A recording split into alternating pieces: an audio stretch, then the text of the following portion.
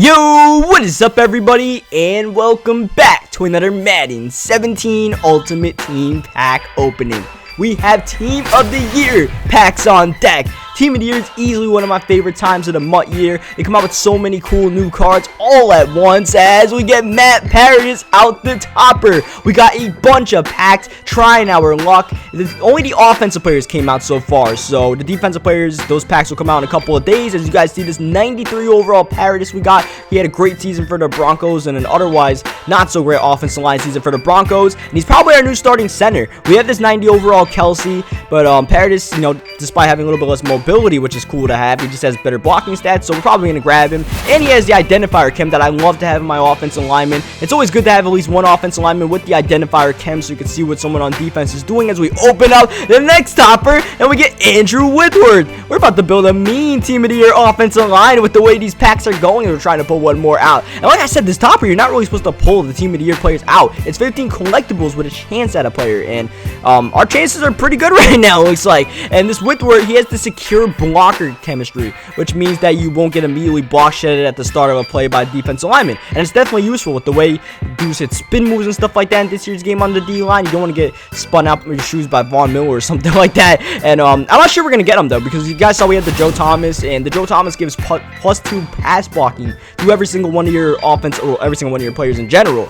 And that's very valuable, and I'm not sure Whitworth is worth that, because I don't think Joe Thomas is going to be spun out his shoes by someone anyway, so we don't really need the secure pass block. I might be wrong, though. We might have to try out Whitworth for a couple of games and see how he goes. We open up our third topper, and we don't get anything out of it. That's usually the way it's supposed to go. We have 30 of these offensive packs on deck. We are ready to pull some of these guys. There's a 96 Odell Beckham Jr., 97 David Johnson, 95 Ezekiel Elliott. We got, I believe, a 95 Jordy Nelson out there. All those offensive linemen that are great to have on your team. Conklin, they got Yonda. So we're definitely trying to look out for those guys. And basically, even if you don't like the guy you pull, you can sell these guys for at least 100,000 coins if you pull them. Like, except for the fullback and the kicker, Justin Tucker and Juszczyk. You can pull these guys and they go for a good amount as we continue flipping through a bunch of these packs. And while we're flipping through these packs, we're going to be talking about some NFL action because we are at Conference Championship weekend, but everything that happened in the divisional weekend was definitely some interesting stuff.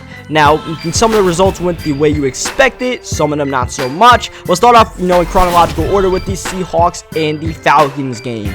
And this was built up as, the Seahawks versus their understudy, maybe Seattle's 2.0, with Dan Quinn is building in Atlanta. Now, the offense, definitely more high-powered than anything Seattle's done, ever since Pete Carroll took over. But the defense, getting a little bit interesting. You got Neal, who looks like a young Cam Chancellor, Deion Jones, the young Bobby Wagner. Trufant's unfortunately injured for the year, but their secondary held up pretty well. They got Ricardo Allen back there playing that free safety, trying to be not really a young Earl Thomas, but he's having a pretty good season. He got an interception that game, I believe, and they did what they had to do. I mentioned in my preview video that, they're a little bit of an overachieving defense, and that is some of that. They're also a young defense, and they have some young prospects on them, and it's working out. Atlanta's drafted very well the past couple of years, whether it's, getting Freeman, Jake Matthews, and all those guys. It's definitely showing dividends right now, and then you're building all of this around Matt Ryan, who's playing the best season of his career and continued it in the postseason. He maybe had 2 to 3 questionable throws. Otherwise, Matt Ryan was pretty on point.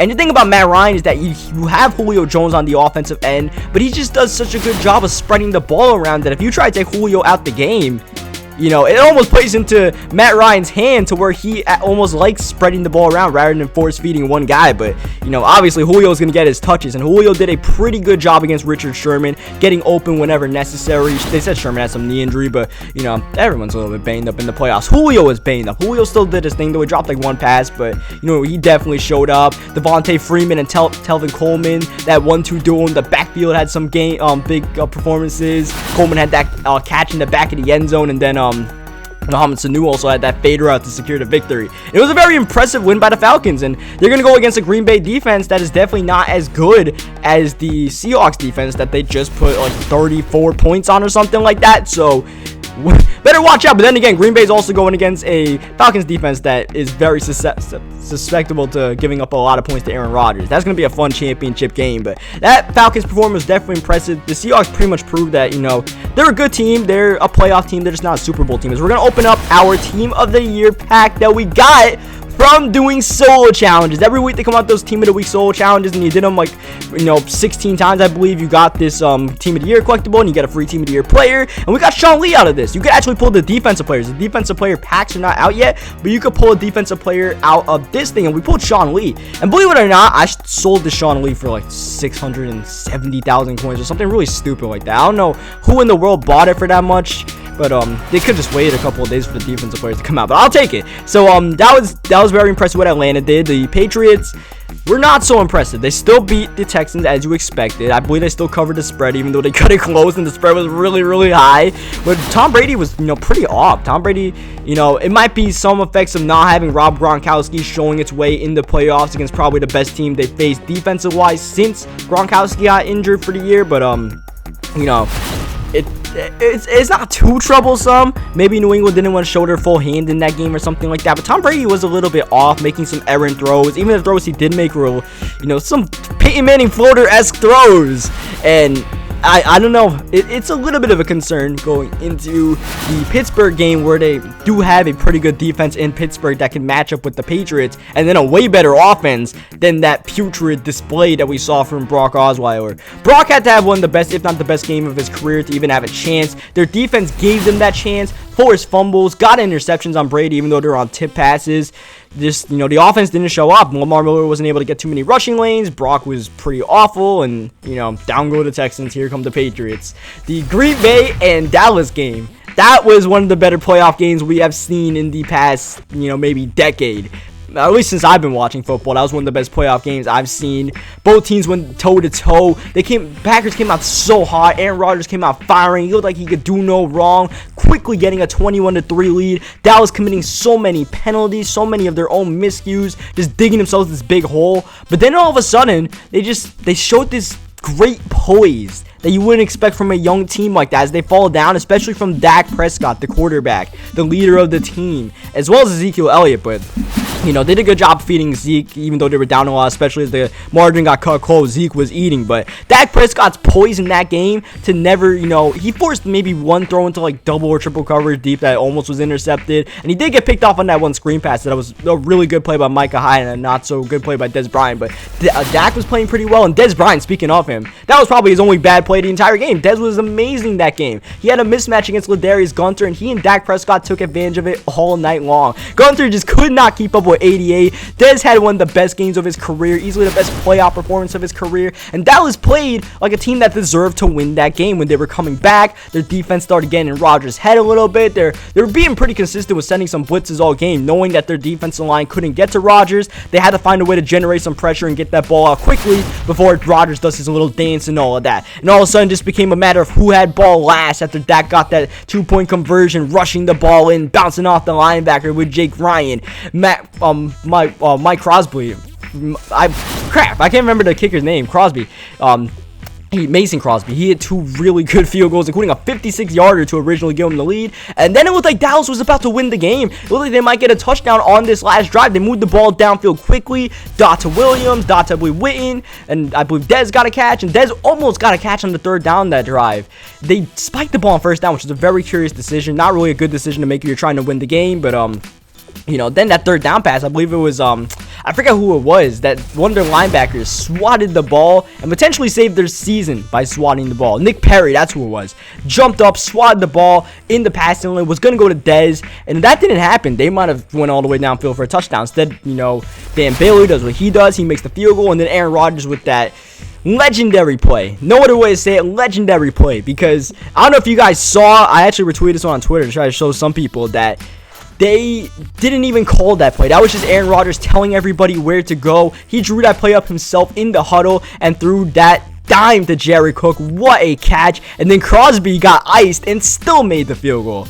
And now Green Bay is going on. And that was just a spectacular game. Both teams deserved to win that game. It's just Green Bay had the ball last, and Rodgers was at top caliber form, and Green Bay continues to win. It's the only team I keep on picking wrong in the playoffs. I keep on picking against Green Bay, and I probably got to stop doing that if I want to get my playoff picks perfect. So we might have to make some adjustments next week. But those Falcons, it's going to be one hell of a game. And that Steelers and Pittsburgh game going to be one heck of a game as well. I'm so excited to see these games. The Steelers took care of business against Kansas City. That Chiefs team, they're a really good team. They have an elite defense, but they're just a team that's window is a really good playoff team, but not a Super Bowl contender. They just don't have that extra push to get all the way. Even, their defense did, do pretty well. They did give up like 5 field goals. There was 1 touchdown. That game is over. So they did all they could. They didn't have their best game, but they did have a pretty good game.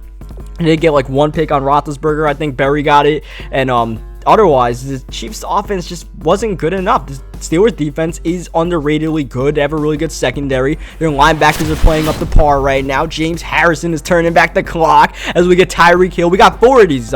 We did the set where you put all the collectibles in that we got from the packs to open up these Team of the Year offensive player packs. We got 4 of them. We got Tyreek Hill, 95 speed. He and Deion Sanders are the 2 fastest guys in the game. So we might have to find Tyreek Hill a spot on our team, maybe as a 4th receiver, a kick returner, a punt returner, whatever it may be. But yes, so that's basically what I got. I'll give you guys some predictions later on the week of what we think is happening on Conference Championship weekend as we pull probably the worst guy you can pull out of these packs value-wise, Justin Tucker. But player-wise, this Tucker is pretty damn nice. 96 kick power, highest kick power in mud. The clutch kicker trait, he cannot be iced, and it is kind of useful. I'd rather have the focus kicker trait just because, even if you get iced, the kicking meter is going to go pretty slow. You just have to know the timing of it. As we get T.Y. Hilton out of our 3rd one out of 4. This T.Y. easily the best one we've gotten so far, and I think he's going to have to make our team. I sold Odell because I sold the Odell before the Team of the Year players came out since his price was really high. And I think T.Y. might replace him as our 3rd receiver next to Randy Moss and Chad Johnson. It was really nice. The stats are amazing. As we get Paradis out the 4th one, unfortunately. Now we definitely got to sell this Paradis. At least one of the Paradises that we pulled. But that'll do it for this pack opening. Hope you guys leave a like and feel if you guys enjoyed all these Team of the Year packs. Pretty decent pack opening if I say so myself. Could have obviously been better. We pulled like an Odell or a David Johnson, but I'll take what we got. So leave a like and feel if you guys enjoyed it. Let me know what you guys think in the comment section about some of that NFL action. I'll catch you guys next time.